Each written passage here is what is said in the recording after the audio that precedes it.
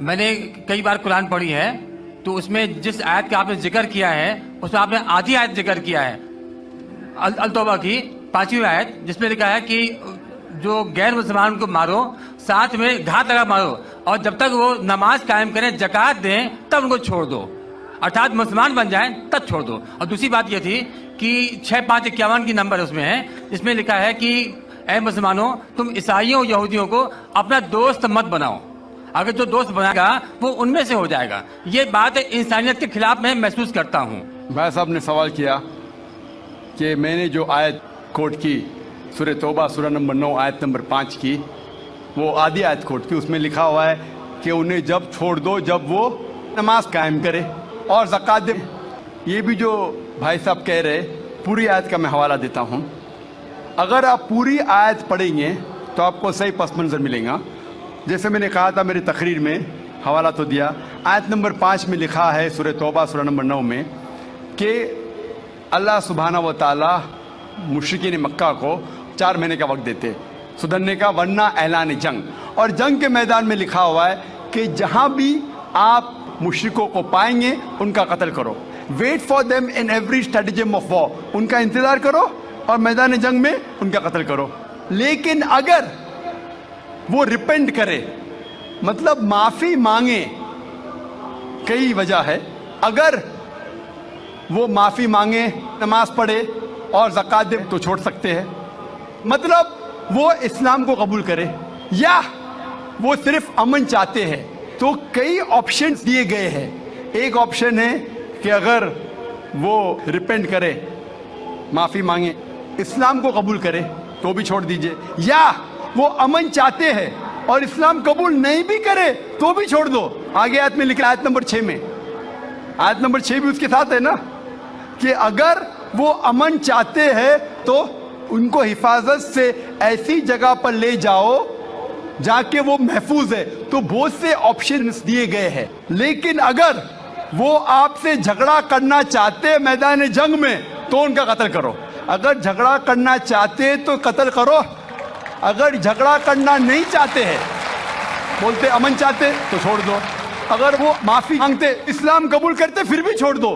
तो कई ऑप्शन दिए गए हैं। ये कहना गलत है कि वो इस्लाम कबूल करे तो ही छोड़ो। कई आयतें आपको कॉन्टेक्स्ट में पढ़ना चाहिए। फिर से आप सिर्फ एक पार्ट ऑफ द वर्स निकालेंगे और कोट करेंगे, लोग को फिर से गलत फहमी होती है। तो ये सही जवाब है कि बहुत से ऑप्शन दिए गए हैं। और कई जगह सूरह अनफाल में भी लिखा है कि अगर वो अमन चाहते हैं तो अमन बेहतर है। उसमें ये नहीं लिखा है कि इस्लाम कबूल करना उनके लिए ज़रूरी है। कर सकते हैं अगर वो इस्लाम को पसंद करते हैं। कुरान में लिखा है सूरह बकरा में सूरह नंबर 2 आयत नंबर 256 में 256, ला इक्राह फिद्दीन, इस्लाम में ज़बरदस्ती नहीं है। There is no compulsion religion, truth stands out clear from error. हक बातिल से अलग है। हक, truth is clear from error. जो हक की बात है वो गलत बात से अलहदा है। हमें हक पेश करना चाहिए। अगर वो कबूल करे तो अच्छी बात है, नहीं कबूल करे तो भी कोई बात नहीं। और कई ऐसे आयतें कुरान की, सूरह काफिरून भी है, सूरह नंबर 109, जिसमें लिखा गया है कि कह दो काफिरों से जो लोग इस्लाम को झुटलाते हैं, हम वो चीज़ की इबादत नहीं करेंगे जो आप करते हैं या जो आप चाहते हैं, ना आप उनकी इबादत करते हैं जिसको हम मानते हैं, ना हम आप जिसे कहते हैं उसकी इबादत करेंगे, ना आप करेंगे हम जिसे कहते हैं। लकुम दीनुकुम वलियद्दीन, आपके लिए आपका दीन, हमारे लिए हमारा दीन। तो हमारा फर्ज है कि सच्चाई लोगों तक पहुंचाओ। पहुंचाने के बाद अगर वो मानते हैं तो अल्हम्दुलिल्लाह, अच्छी बात है। नहीं मानते तो भी अल्हम्दुलिल्लाह, तो भी कोई बात नहीं, हमको सवाब मिलेगा।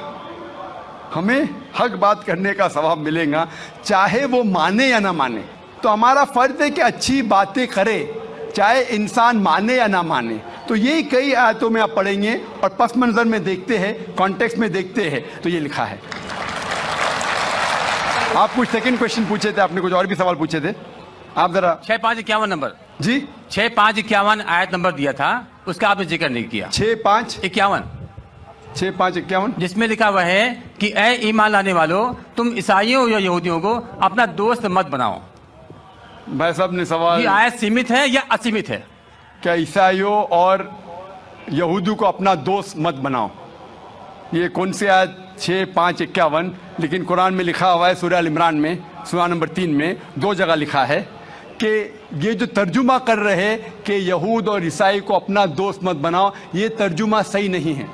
सही तर्जुमा है कि do not make Christians and Jews your protectors in preference to believer. अगर आपके पास चॉइस है ईमान वालों के साथ और क्रिश्चियन और यहूद के साथ फॉर प्रोटेक्शन के लिए, जो लफ्ज तर्जुमा है दोस्त, friend is not a correct translation.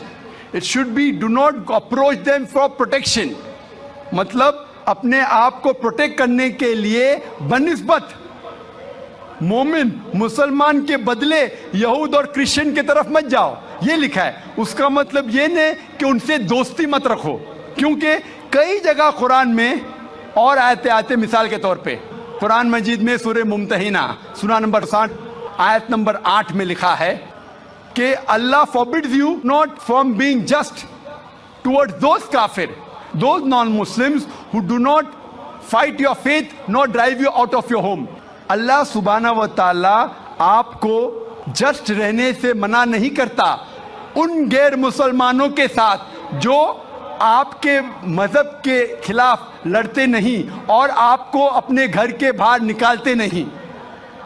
और उसके आगे लिखा है, लेकिन जो गैर मुस्लिम, जो काफिर आपको आपके मजहब के लिए लड़ते हैं, आपको अपने घर से निकालते हैं, तो उनके पास मत जाओ प्रोटेक्शन के लिए, हिफाजत के लिए। तो अल्लाह की कई आयतें हैं, ये कहीं भी नहीं लिखा है, लेकिन प्रोटेक्शन के लिए, हिफाजत के लिए अगर आपके पास चॉइस है, पूरी आयतें क्या प्रेफरेबल, बेहतर है कि आप मुसलमान और मोमिन के पास जाइए बनिस्बत ईसाई और यहूद के पास। Hope that answers the question. नमस्कार साहब, जाकिर साहब, मैंने आपका प्रोग्राम बहुत बार टीवी पे देखा था। मेरा नाम गोविंद तिवारी है, मैं कॉलेज में प्रोफेसर हूँ।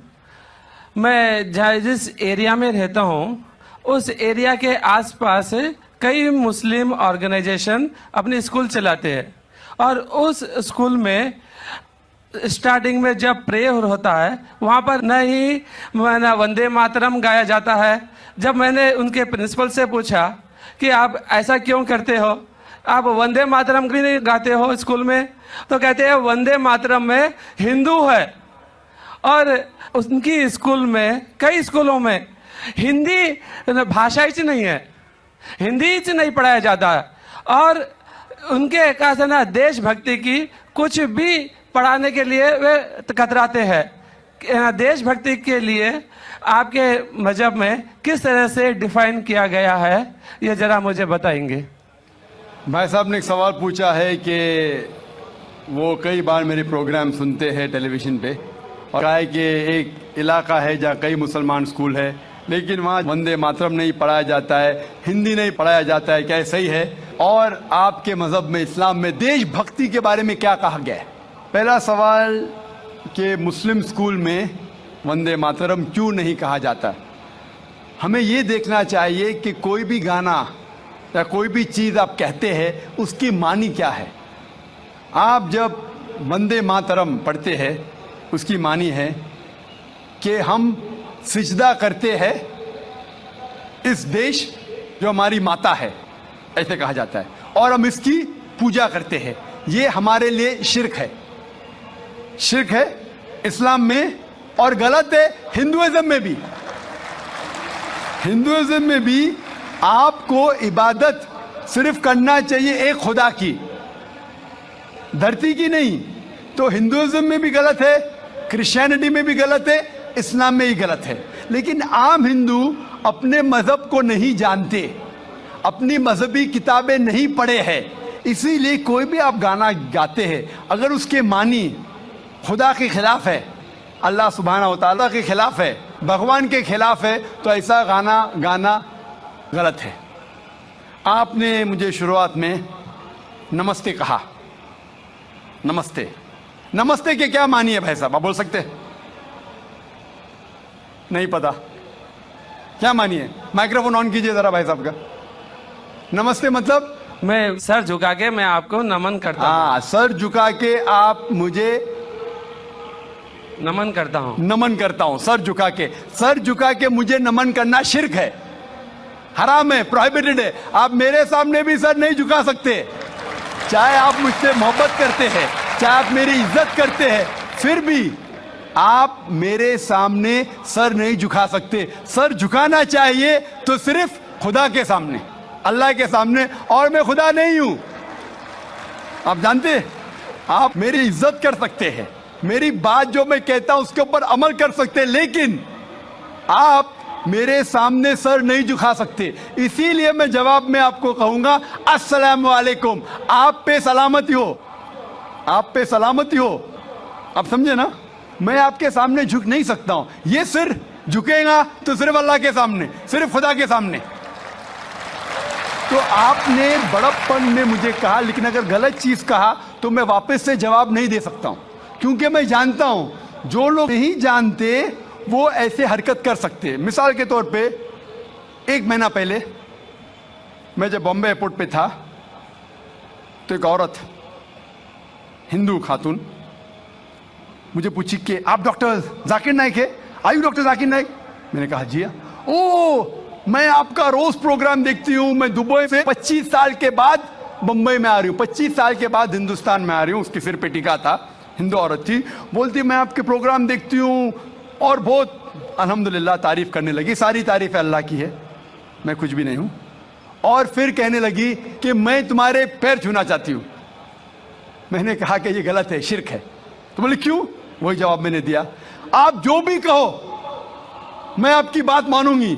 तो मैंने कहा आप कुरान मजीद पढ़िए, कुरान मजीद पढ़िए और इसके ऊपर अमल कीजिए। और मैंने तकरीर की है similarities between Islam and Hinduism, Islam और हिंदुइज्म में यकसानियत, और साबित किया है कि हिंदुइज्म में भी लिखा है कि आप सिर्फ एक ईश्वर की इबादत करना चाहिए, जितने ऋषि आने वाले उनमें मानना चाहिए, और मोहम्मद सल्लल्लाहु अलैहि वसल्लम में भी। तो आपको अगर कुरान और वेदा पे अमल करना चाहिए जो यकसा है, आपको एक खुदा में मानना पड़ेगा और आखिरी पैगंबर मोहम्मद सल्लल्लाहु अलैहि वसल्लम पर। आपका और एक सवाल था कि हिंदी क्यों नहीं पढ़ाई जाती है, हिंदी मुस्लिम स्कूल में क्यों नहीं पढ़ाई जाती है? कुछ स्कूल में हो सकता है, लेकिन मेरे हिसाब से अक्सर स्कूल में हिंदुस्तान में हिंदी पढ़ाई जाती। जो स्कूल मैंने कायम किया हूं, इस्लामिक इंटरनेशनल स्कूल, उसमें भी हिंदी पढ़ाई जाती है। ना ही हिंदी, मराठी भी, जो हमारे स्टेट लैंग्वेज है, हम पढ़ाते हैं, जोर देते हैं अंग्रेजी और अरबी पर। नंबर 1 अंग्रेजी अरबी, फिर उर्दू, हिंदी, मराठी, आगे चल के संस्कृत भी सिखाएंगे, संस्कृत भी, ताकि हिंदुस्तानी लोग जितने मज़ाहिब इस देश में हैं उसको समझे। मैं गवर्नमेंट से कहता हूं कि हिंदुस्तान में संस्कृत आम करो। संस्कृत आम करेंगे तो लोग वेदा पढ़ेंगे, पढ़ने के बाद हक के तरफ आएंगे और हिंदू मुस्लिम एक हो जाएंगे। हिंदी तो छोड़ो, संस्कृत, क्योंकि वेद संस्कृत में, हिंदी में नहीं है। हिंदू की जबान है संस्कृत। और मैंने तकरीर की है हिंदुइज्म और इस्लाम में यकसानियत, लेकिन आम हिंदू अपनी मजहबी किताब पढ़ा ही नहीं तो क्या जानेगा। तो मैं संस्कृत कोट करता हूं, फिर तर्जुमा करता हूं और कहता हूं कि आपको अगर लगता है कि मैं कुछ गलत कह रहा हूं, रेफरेंसेस देता हूं मैं। आपका आखिरी सवाल था कि इस्लाम में देशभक्ति के बारे में क्या कहा गया है। इस्लाम में कहा गया है कि सबसे पहले जो मैं बात मानना चाहिए वो हमारे खालिक की, बनाने वाले की, खुदा की, अल्लाह की, सबसे पहले। अगर अल्लाह की बात से कोई दूसरी बात टकराती है तो उसे छोड़ देना चाहिए। जहां तक कि मैं हिंदुस्तानी हूं और मैं गर्व से कहता हूं कि मैं फंडामेंटलिस्ट मुस्लिम हूं, I am a good practice Indian. Fundamentalist, बुनियाद परस्त मुस्लिम भी हूं और अच्छा हिंदुस्तानी भी हूं। मैं हिंदुस्तान के कॉन्स्टिट्यूशन को जानता हूं। हिंदुस्तान के कॉन्स्टिट्यूशन में एक भी चीज फर्ज नहीं है जो इस्लाम में हराम है, और ऐसी कोई भी चीज नहीं है जो हमें मजबूर करती है जो इस्लाम में हराम है। और हिंदुस्तान के कॉन्स्टिट्यूशन में, इंडियन कॉन्स्टिट्यूशन में ऐसी कोई भी हराम चीज नहीं जो इस्लाम में फर्ज है और इंडियन कॉन्स्टिट्यूशन में हराम है। तो मैं दोनों को साथ में लेके चलता हूं, लेकिन अगर टकराव होगा, मेरे हिसाब से I can be a very good Muslim and a good Indian. मैं अच्छा मुसलमान भी हूं और अच्छा हिंदुस्तानी भी हूं, लेकिन अगर आगे चल के, अभी तो कोई टकराव नहीं है, लेकिन अगर आप ऐसे देश में हैं जो देश का कानून अपने खालिक के कानून से टकराता है, तो खालिक का कानून ऊंचा है, खालिक का कानून ऊंचा है, खुदा का कानून ऊंचा है, अल्लाह का कानून ऊंचा है, फिर आता है देश। देश ने हमें, ठीक है, ये देश में हम जीते हैं, देश हमारे लिए फैसिलिटीज देता है, लेकिन हमें जान किसने दी? देश ने या खालिक ने? खुदा ने दी। ये हवा जो है, ये हवा के बिना 5 मिनट भी आप जिंदा नहीं रह पाएंगे। कितना? 5 मिनट भी नहीं जिंदा रह पाएंगे। किसने दी? देश ने या अल्लाह ने? खुदा ने। देश ने भी हमारे लिए अच्छे काम किए। मैं देश के खिलाफ नहीं हूं, मैं भी देशभक्त हूं। देशभक्त के मानी क्या? अगर आप बोलते देशभक्त मतलब देश की इबादत करना, तो मैं देशभक्त नहीं हूं। अगर देश की तरक्की चाहता हूं, हाँ मैं हूं देशभक्त। तो देशभक्त की मानी क्या इंपॉर्टेंट है।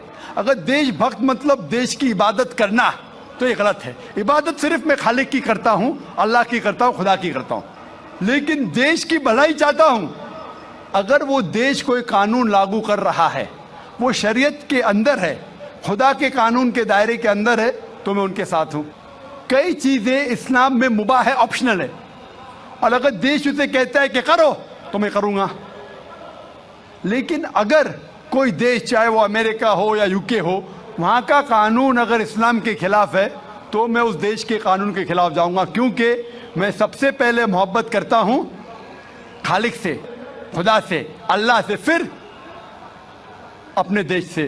तो जहां तक के देश का कानून खालिक के कानून से नहीं टकराता है, हमें उस कानून पे अमल करना चाहिए। और मेरे नजरिए से एक भी हिंदुस्तान का कानून मुझे मजबूर नहीं करता इस्लाम के खिलाफ। इसीलिए मैं कहता हूं, I am a very good practicing Muslim, fundamentalist Muslim, at the same time a very good practicing Indian. Hope that answers the question.